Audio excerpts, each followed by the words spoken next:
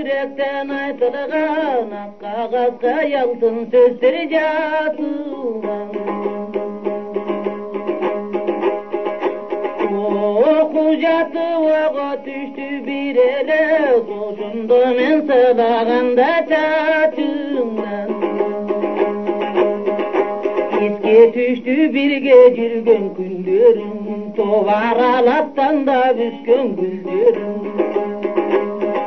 Kulağımda şansın ketibe,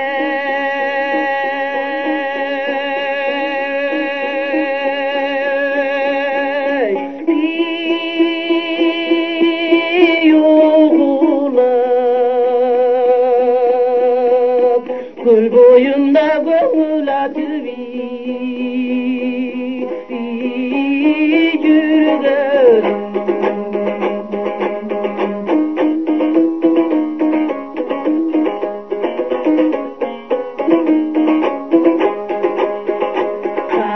Atga yazgam kabarındı yokudum, kayta kayta gökke karab oturdum. 10 kilodan emge kaldık degenge, kuvanıçka kucağımdı doldurdum. Tüyü yolun emgek menden çıngaylı, kuvanıçka gök kuvanı sullaylı. Oku emge gökünü sene,